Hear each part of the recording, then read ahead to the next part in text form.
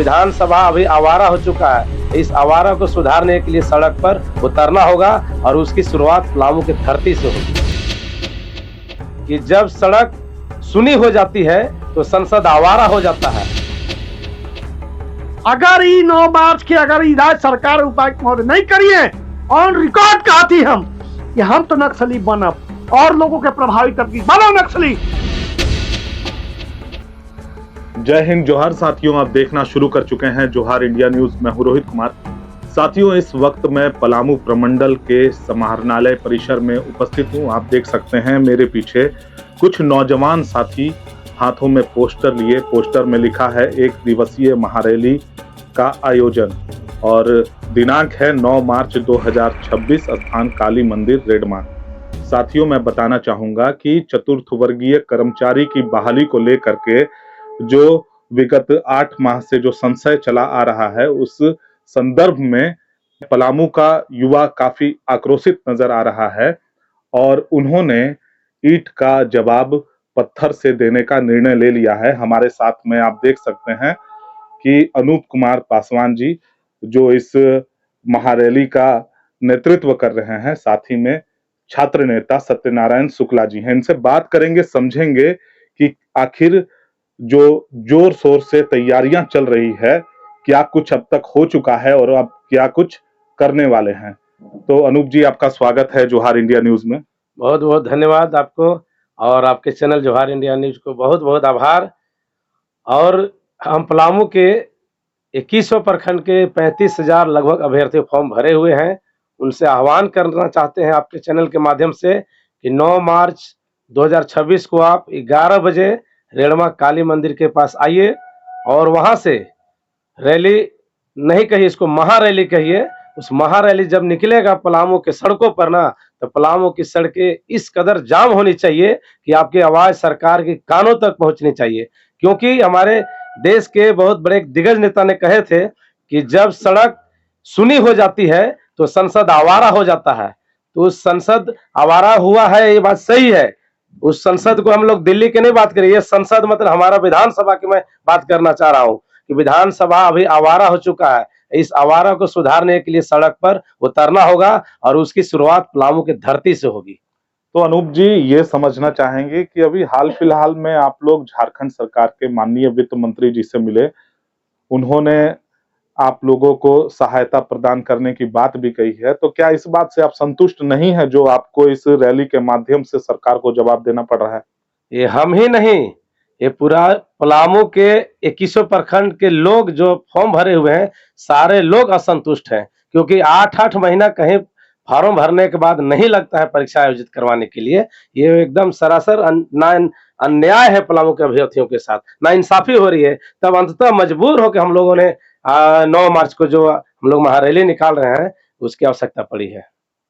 साथियों, साफ तौर पर कहना है कि मजबूर होकर के इस रैली का आह्वान किया जा रहा है। आइए आगे बढ़ते हैं और छात्र नेता सत्यनारायण शुक्ला जी से बात करते हैं कि इस रैली की जरूरत आन ही पड़ी, लेकिन क्या कुछ आप लोगों ने तैयारियां की है और कितने युवा जो हैं आप लोगों के साथ में इस रैली में भाग लेने वाले हैं? पहले तो जोहार इंडिया के रउआ बहुत बहुत धन्यवाद कि रउआ पहली बार अपना चैनल पे हमरा बोले के 2 शब्द के मौका दिली। और रोहित जी, रउआ बहुत बहुत जोहार की। अब रउआ आ गई पलामू में तो समझू कि पलामू के हर मुद्दा अब सड़क से सदन तक गुंजी। पलामू के हर मुद्दा सड़क से पलामू समरनालय तक गुंजी। मुद्दा अब रउआ आ गई तो हमरा ताकत मिलल बा, और ताकत के हम सकारात्मक रूप से प्रयोग करब।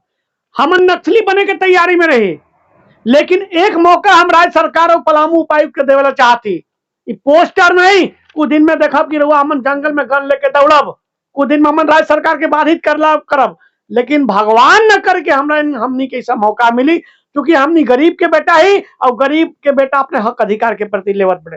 सत्यनारायण जी, आप ऑन रिकॉर्ड कैमरा बोल रहे हैं, सरकार को आप कड़ी चेतावनी दे रहे हैं, यहाँ के प्रशासनिक अधिकारियों को कड़ी चेतावनी दे रहे हैं। हो सकता है कि सरकार आपकी इन सभी बातों पर संज्ञान भी ले ले।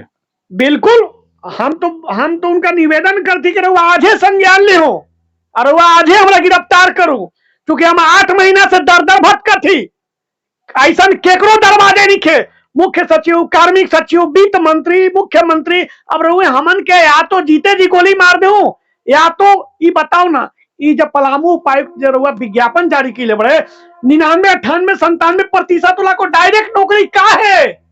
परीक्षा ले में रहुआ का दिक्कत बा उपायुक्त महोदया? काहे रहुआ सीना में हमनी के चाकू भोके के काम करत थी? का रहुआ अधिकार बनेला? का रहुआ विशेषाधिकार नहीं खे मिलल?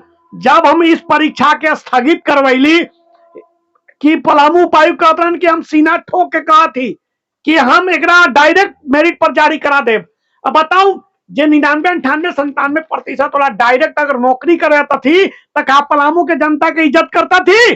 वो बच्चा रहुआ सेक्रेट हार्ट डीएवी। अब कोरोना काल में रहुआ 2021 से लेकर 24 के बीच में हर घर में 90, 97, 98% बच्चा, माने परीक्षा के स्तर, इस परीक्षा शिक्षा के स्तर इस स्तर तक गिर चुकल बा कि 99, 98, 97% पॉकेट से निकाल के अपना अपना जैक बोर्ड बा, सीबीएसई बोर्ड बा, आईसीसीआई बोर्ड देत बा।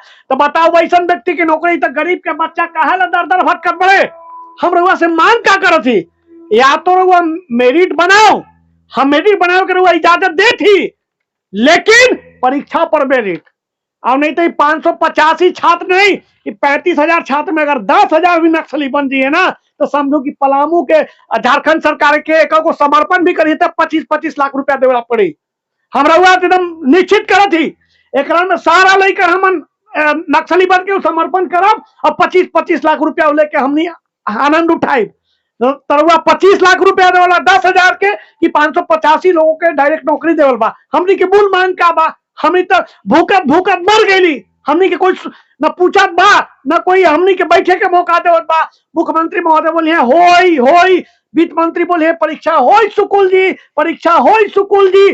तो सुकुल जी छोड़ू ना, ये अनूप जी हमनी जे मरत ही आओ समझू, हमरा चैनल के माध्यम से बताओ थी भैया कि हमन 1 रुपया किसान के बेटा ही, मजदूर के बेटा ही, केकरो माई बाप बकरी चरावत बड़े, केकरो माई बाप दूसरा के यहाँ काम कर बड़े, बर्तन धोवत बड़े, केकरो माई बाप दूसरा के गोबर ठोकर बड़े, ओकर बाल बच्चा 4th ग्रेड में नौकरी ली है कि जो डायरेक्ट 99, 98, 97% तो लाका समानता और स्वतंत्रता का भेदभाव क्यों?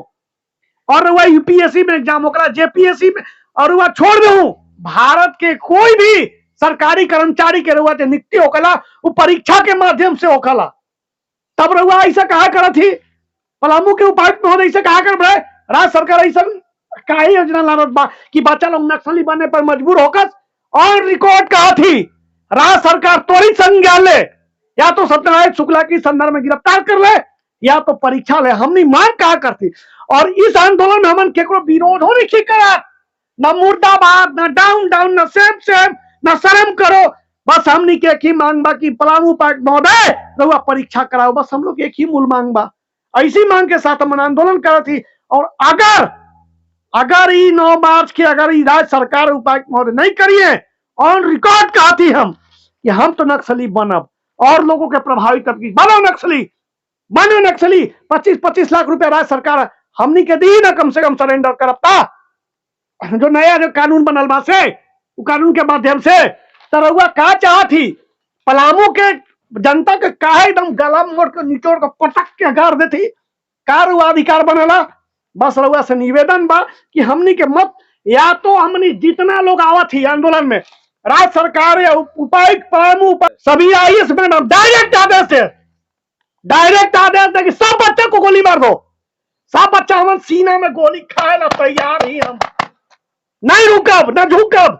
बस अपना मांग करी थी, रहुआ हम विरोध नहीं करब, रहुआ जिस दिन परीक्षा करवा दे मैडम, हम सब बच्चा नत मस्तक होकर रहुआ प्रणाम करब, रहुआ नमन करब। बस गरीब रहुआ सामने भीख मांगा थी या रहुआ सामने निवेदन कर थी कि हमार बात सुन लो। तो साथियों, आप सुन रहे हैं छात्र नेता सत्यनारायण शुक्ला जी को, जो साफ साफ बता रहे हैं कि 9 मार्च 2026 का वो दिन, यदि सरकार इनकी मांगों को नहीं मांगती है, यहाँ की उपायुक्त यदि इनकी मांगों पर विचार विमर्श नहीं करती हैं, तो साफ तौर पर कहना है कि और युवाओं के साथ ये नक्सली संगठनों का दामन थाम लेंगे और उसके बाद सरकार को विवश करेंगे कि सरकार इनकी बातों पर विचार करे, नहीं तो इस बात को आगे और भी बढ़ाया जाएगा। बहरहाल देखना है कि एक दिवसीय महारैली का आयोजन जो किया गया है स्थानीय काली मंदिर रेडमा दिनांक 9 मार्च 2026 को, कितना असरदार होती है ये रैली, कितने युवा इसमें शामिल होते हैं और इस रैली के माध्यम से सरकार को घुटने टेकने पर ये मजबूर कर पाते हैं या नहीं। इन्हीं तरह की तमाम खबरों को देखने के लिए आगे भी देखते रहिए जोहार इंडिया न्यूज। तब तक के लिए जय हिंद, जोहार, जय संविधान।